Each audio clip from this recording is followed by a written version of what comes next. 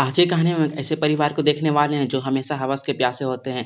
इस फैमिली का एक रूल है, कोई भी किसी का कभी भी पलटाकर घुमाकर ले सकता है। इसलिए यहाँ की औरतें हमेशा हवस में रहती है। तभी इसकी मुलाकात होती है जॉनी सिंस के बचपन से, जो कि अपने घर के मेड से लेकर अपने सिस्टर तक को घुमा घुमा कर लेता है। यह सब कुछ कैसे कैसे किस किस क्यों क्यों कितनी कितनी बार किस किस पोजीशन में और किस किस फ्लेवर लगाकर या नहीं लगाकर ली जाती है दी जाती है, चलिए देखते हैं। मूवी स्टार्ट होती है, हम हमारे ultra pro max Johnny Sins को देखते हैं, जो कि अपने घर समर वेकेशन के लिए जा रहा है और उसे रिसीव करने के लिए मिस पपीता आई हुई है। जॉनी सिंस पपीता देखकर पागल हो जाता है और उसे समझ आ जाता है कि ये किसी एक की मजदूरी नहीं है, और मिस पपीता भी जॉनी सिंस के अपने पपीता दिखाते हैं। जॉनी सिंस घर पहुंचने के बाद अपने मॉम से मिलता है। जॉनी सिंस की मॉम देखती है कि जॉनी के पैंट पर मेयोनीज जैसा कुछ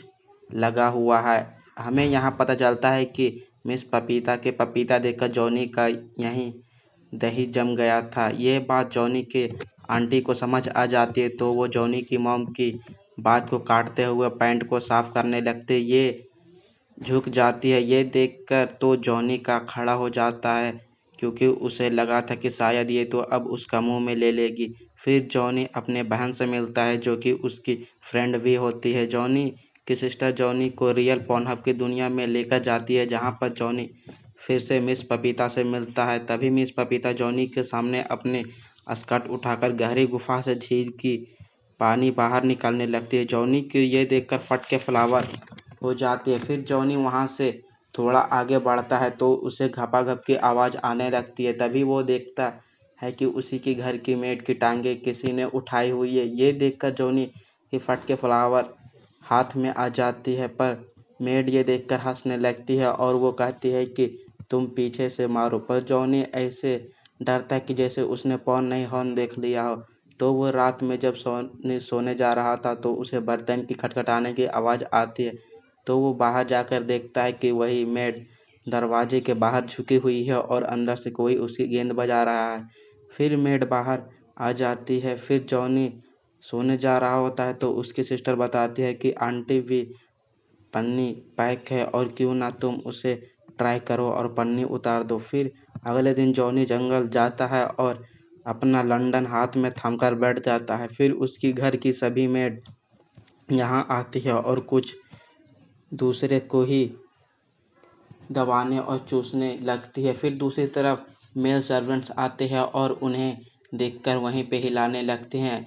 अब वो लड़की घंटा किसी से कम नहीं होती। वो अपनी काली गहरी गुफा दिखाने लगती है। यह देखकर सर्वेंट ही नहीं, जॉनी भी हिलाने लगता है। वो उसी दिन जॉनी की बड़ी सिस्टर घर आती है और सभी के गले लगती है, लेकिन जॉनी के गले नहीं लगती, क्योंकि उसे समझ आ जाता है कि ये बहन का पकौड़ा गले लगाने के बहाने संतरे दबा देगा। ये देखकर जॉनी को बहुत बुरा लगता है।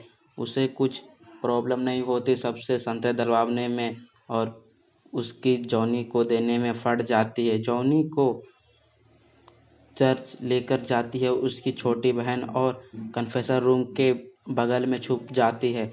फिर जॉनी की आंटी कन्फेसर रूम में आती है और कहती है कि फादर, मुझे लगता है कि मैं शायद पाप की भागीदार हूँ, क्योंकि जब से यहाँ पे जॉनी आया है मैं उसी के बारे में सोचकर दिन रात उंगली मारती रहती हूँ। मेरा बहुत मन करता है कि जॉनी का पप्पू एक बार मेरी काली खदान में मजदूरी करे, और इसके लिए मैं दिन रात तड़प रही हूँ।